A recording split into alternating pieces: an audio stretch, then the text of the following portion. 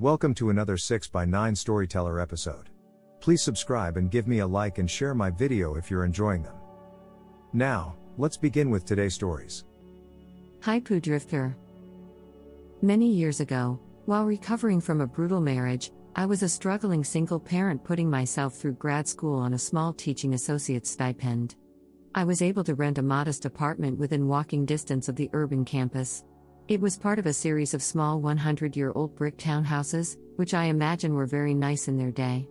Over the years, as old buildings do, it had settled, and the doors and windows were askew enough to be drafty. In the snowy winter, we applied plenty of shrink-wrap window cling. In the summer, the brick building was like an oven, with no central AC, and ventilation was necessary to stave off heat stroke. Despite the hardships, we were safe, and we were content. After a couple of years, though, this changed when a new dude moved into a nearby apartment. Because out of the scores of parking spaces behind the apartment block, he was assigned the parking space right behind mine. The guy was, apparently, an avid fan of the Fast and Furious franchise, having made various mods to his car and a vanity plate reading drifter. He spent all of his free time working on this stupid car. But the idiot had clearly neglected the car's actual engine and exhaust system, because in order to drive the thing, he had to warm it up for 10 to 15 minutes before driving off. Every single time. And it wasn't regular car exhaust, it was billowing and extra rich and smelled like the gasoline wasn't fully burning off. As I mentioned in the beginning, the apartment was old and drafty. So every time he decided to drive his car, sometimes several times a day, he would first let it billow clouds of noxious exhaust fumes into nearby apartments, and right into my 4-year-old's bedroom. I tried everything to keep the fumes out, but to no avail. My child and I both felt ill, every time. This was hurting my kid. I couldn't afford to move. And I was out of ideas.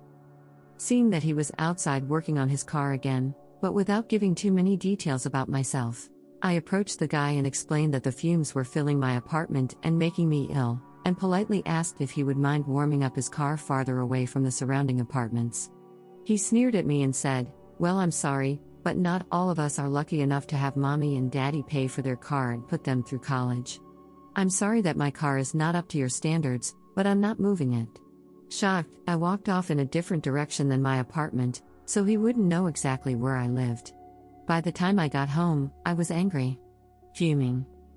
I knew some sort of formal complaint would likely go nowhere. Besides, it would be truly stupid to be the only person to do so right before whatever I was going to do next. I took some time to monitor his comings and goings and plan some proper consequences to fix the problem myself. The goal, to end the daily poisoning of my apartment and danger to my child, permanently. Budget shoestring, of course, because I didn't have mommy and daddy to pay for my revenge budget. Skill level, low. The problem was the engine, and I had very little knowledge about how to quickly, quietly, and permanently disable an engine. I didn't know how to jimmy a lock, or open a locked gas cap, so I wouldn't be able to get access to the engine or gas tank. And no, I was not about to Google instructions. Time available, minutes at most.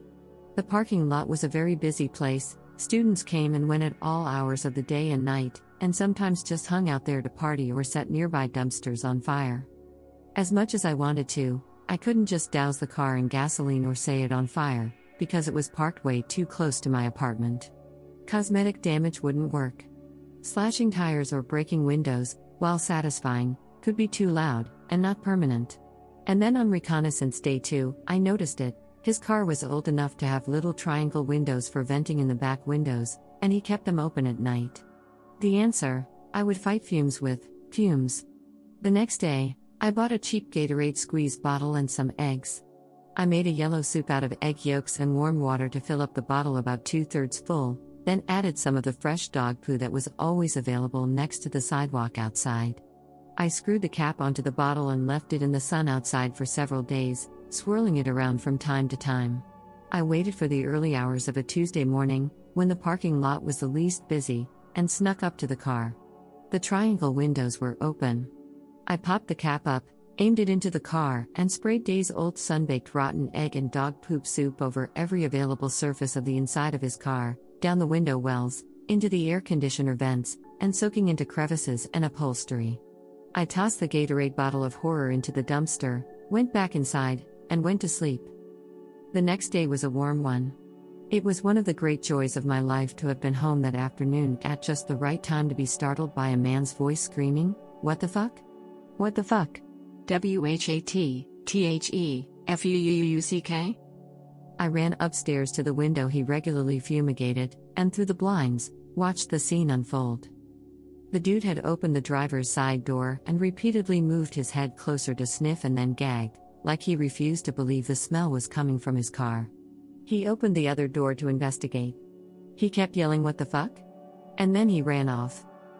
He came back a few minutes later wearing dishwashing gloves and carrying a stucco bucket full of sudsy water, a sponge, and a scrub brush.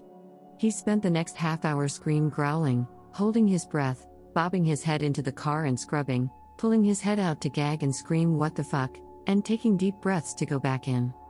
The scrubbing and retching and screaming were increasingly interspersed with pounding on the dashboard and the roof, kicking his rims and loudly vowing revenge at the sky.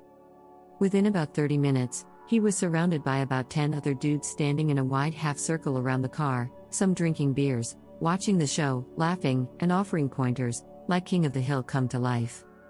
It took him roughly an hour to realize that the battle had been lost. The dude's yelling became hoarse and whimpery. He retrieved his toolbox, removed a wrench, and started doing something new to the interior. He suddenly pulled out the entire driver's seat, walked away with it, and angrily heaved it into the dumpster. He did the same with the passenger seat. Then he took the bucket over and dumped the soapy poo soup water next to the dumpster, brought the bucket back to the car, turned it upside down, placed it where the driver's seat used to be, sat on it, and, I shit you not, drove off that way.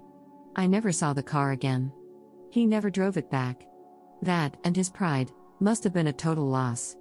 My greatest regret is that because smartphones didn't exist, I have no recording of that glorious day.